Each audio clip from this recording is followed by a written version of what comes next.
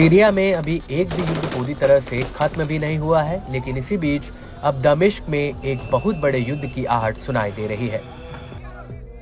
दरअसल असद के सीरिया से भागने के बाद एचटीएस की अगुवाई में अबू मोहम्मद अल जुलानी ने सीरिया में अंतरिम सरकार बना ली और ये जग जाहिर है कि तुर्की, अमेरिका और इजराइल के समर्थन से एचटीएस ने असद की सत्ता को उखाड़ फेंका।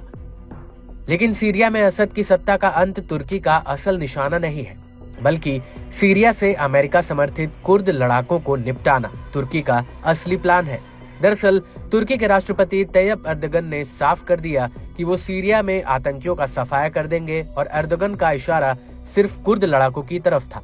Tercihini terörden ve şiddetten yana kullananları bekleyen tek akıbet silahlarıyla birlikte toprağa gömülmektir.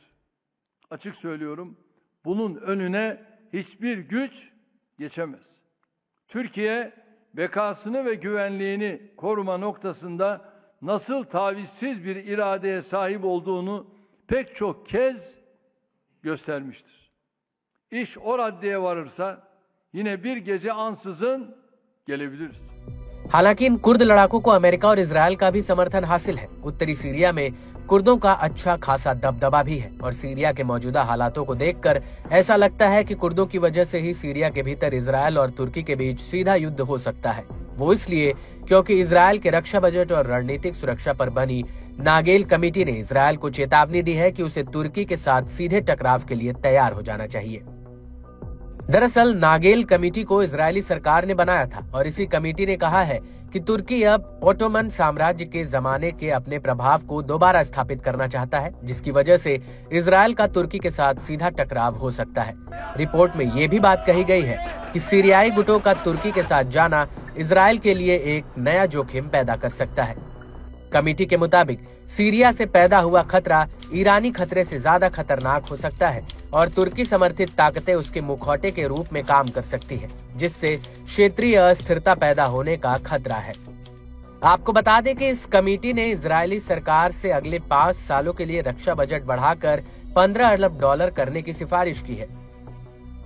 इसके अलावा कमेटी का कहना है कि इजराइल की सुरक्षा और मजबूत करने के लिए सरकार को अतिरिक्त F-15 लड़ाकू जेट्स, रिफ्यूलिंग एयरक्राफ्ट, ड्रोन्स और सैटेलाइट से lace long range missile system को और ज्यादा खरीदना चाहिए। इस सब के बीच आपको ये भी बता दें कि उत्तरी सीरिया के मनबिस के आसपास तुर्की समर्थित और कुर्द लड़ाकों में भीषण जंग चल रही है और इस लड़ाई में अभी तक 101 लड़ाकों की जान चली गई है, जिसमें 85 लड़ाके तुर्की के समर्थन वाले हैं, जबकि 16 लड़ाके कुर्द हैं। आपको बता दें कि ये जानकारी ब्रिटेन की Syrian observatory for human rights ने दी है। वहीं कुर्द संगठन SDF का कहना है कि उसने तुर्की के कई ड्रोन हमलों को नाकाम किया। वहीं तुर्की के रक्षा मंत्रालय का कहना है कि उसने सीरिया में 32 कुर्द लड़ाकों को ठिकाने लगा दिया है।